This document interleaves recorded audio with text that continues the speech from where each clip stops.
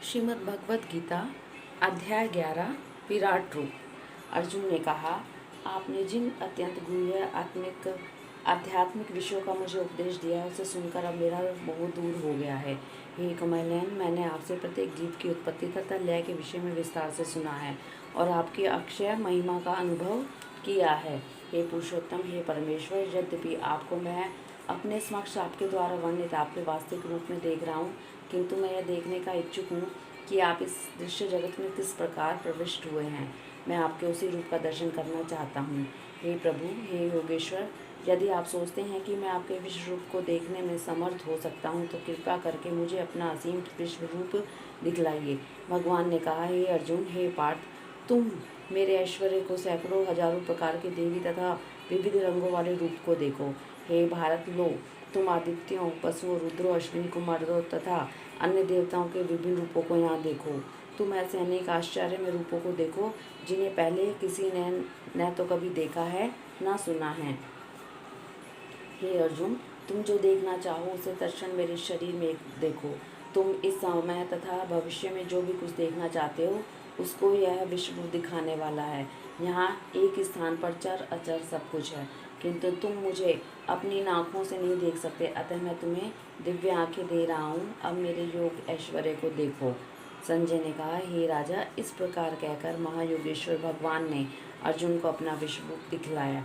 अर्जुन ने उस विश्व रूप में असंख्य मुख, असंख्य नेत्र, असंख्य आश्चर्यमय दृश्य देखे। यह रूप अनेक देवी आभूषणों से अलंकृत था और अनेक देवी हथियार उठाए हुए था। यह देवी मालाएं तथा वस्त्र धारण किए था और उस पर अनेक दिव्य सुगंधियाँ लगी थी। सब कुछ आश्चर्य में, तेज में, असीम तथा सर्वत्र व्याप्त था। यदि आकाश में हजारों सूर्य एक साथ उदय हों तो उनका प्रकाश शायद परम पुरुष के इस विश्व रूप के तेज की समता कर सके।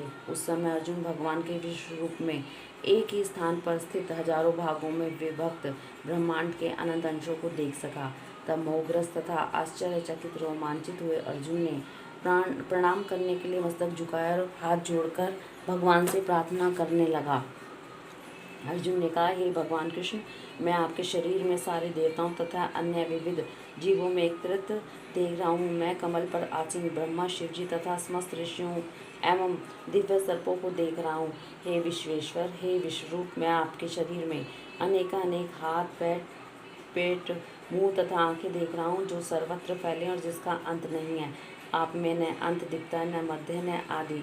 आपके रूप को उसके चकाचौंध तेज के कारण देख पाना कठिन है, क्योंकि यह प्रज्वलित अग्नि की भांति, सूर्य के अपार प्रकाश की भांति चारों ओर फैल रहा है।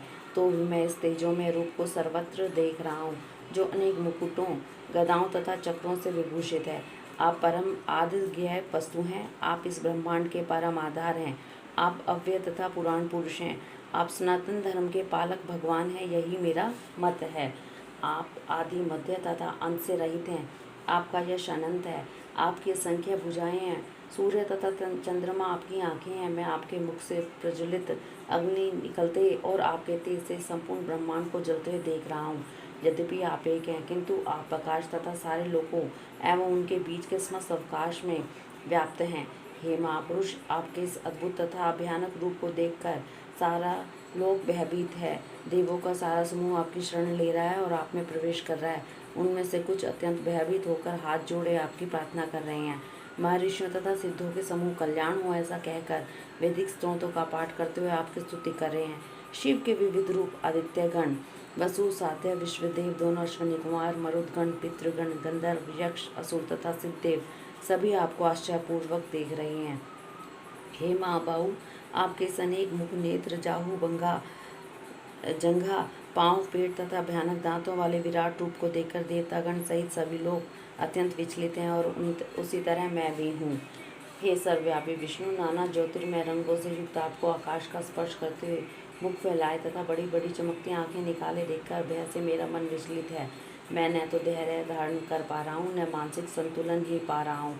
हे देवेश, हे जगनिवास, आप मुझ पर प्रसन्न हो। मैं इस प्रकार मैं आपके प्रलय अग्नि स्वरूप मुखों तथा विकराल दांतों को देखकर अपना संतुलन नहीं रख पा रहा हूँ। मैं सब ओर से मोहग्रस्त हो रहा हूँ। धृतराष्ट्र के सारे पुत्र, अपने समस्त सहायक राजाओं सहित तथा भीष्म, द्रोण, कर्ण एवं हमारे प्रमुख योद्धा भी आपके विकराल मुख में प्रवेश कर रहे हैं। उनमें से कुछ के सिरों को तो मैं आपके दांतों के बीच चूर्णित हुआ देख रहा हूँ।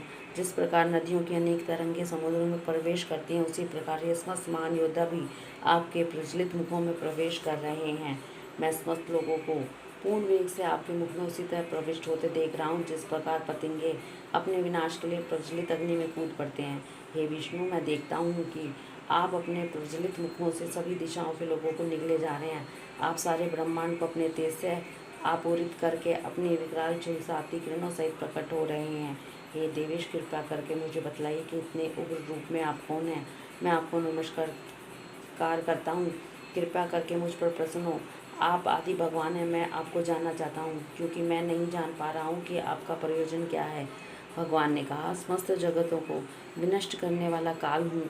मैं यहाँ समस्त लोगों का विनाश करने के लिए आया हूँ। तुम्हारे पांडवों के सिवा दोनों पक्षों के सारे योद्धा मारे जाएंगे। अतः उठो, लड़ने के लिए तैयार हो और यश अर्जित करो। अपने शत्रुओं को जीतकर संपन्न राज्य का भोग करो। ये सब मेरे द्वारा पहले ही मारा चुके हैं। अतः हे सर्वव्यापी, तुम तो युद्ध में केवल निमित्त मात्र हो सकते हो। द्रोण, भीष्म, जयद्रथ, कर्ण तथा अन्य महान योद्धा भी पहले ही मेरे द्वारा मारा जा चुके हैं। अतः तुम उनका वध करो, तनिक भी विचलित न हो। तुम केवल युद्ध करो। युद्ध में तुम अपने शत्रुओं को परास्त करोगे। संजय ने धृतराष्ट्र से कहा, हे राजा, भगवान के मुख से इन वचनों को सुनकर कांपते हुए अर्जुन ने हाथ जोड़कर उन्हें बारंबार नमस्कार किया। फिर उसने भयभीत होकर अवरुद्ध स्वर में कृष्ण से इस प्रकार कहा।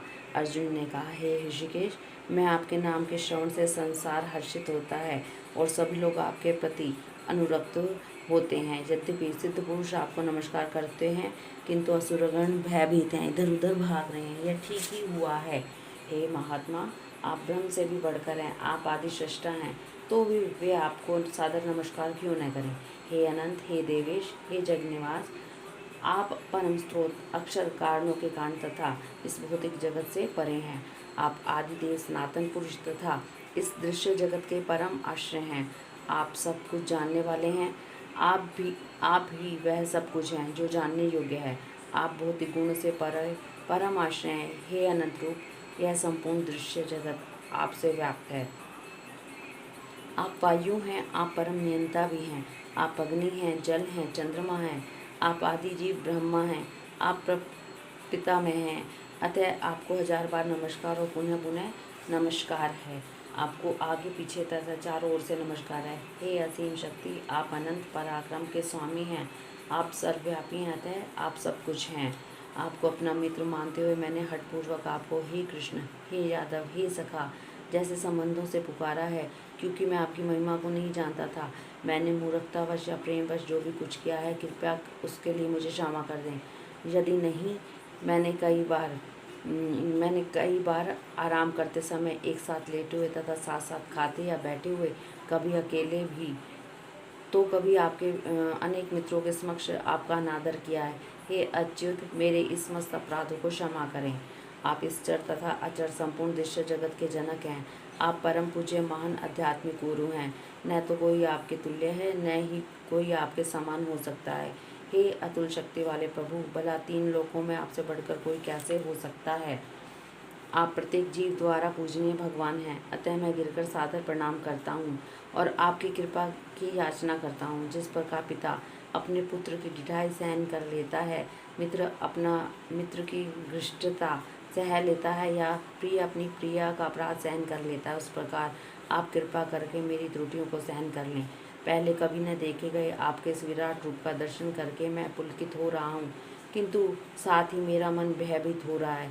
अतः आप मुझ पर कृपा करें और हे देवेश, हे जगन्निवास, अपना पुरुषोत्तम भगवत स्वरूप उन्हें दिखाएं।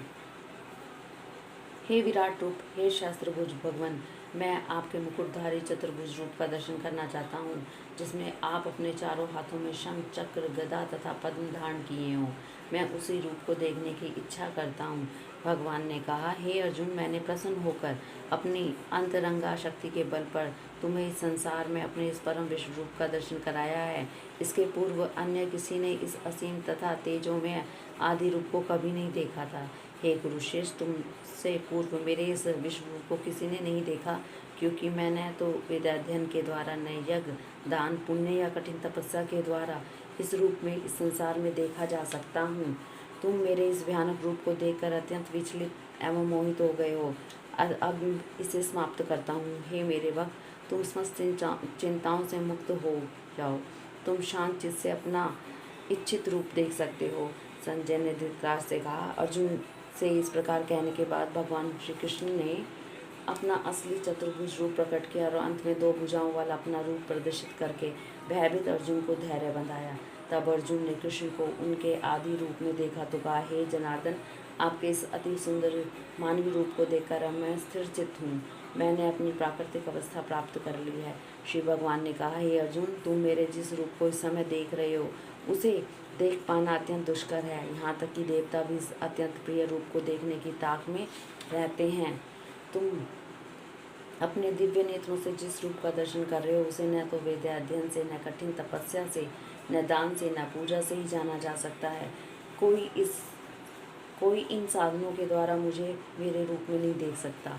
हे अर्जुन, केवल अनन्य भक्ति द्वारा मुझे उस रूप में समझा जा सकता है जिस रूप में मैं तुम्हारे समक्ष खड़ा हूँ, और इसी प्रकार मेरा साक्षात दर्शन भी किया जा सकता है। केवल इसी विधि से तुम मेरे ज्ञान के रहस्य को पा सकते हो।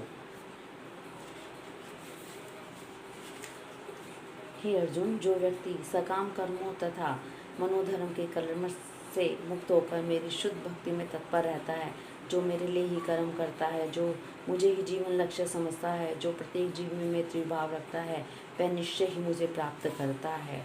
इस प्रकार श्रीमद् भगवद गीता के 11वें अध्याय विराट रूप का भक्ति वेदांत तात्पर्य पूर्ण हुआ। हरिओम तत्सत। हरिओम तत्सत।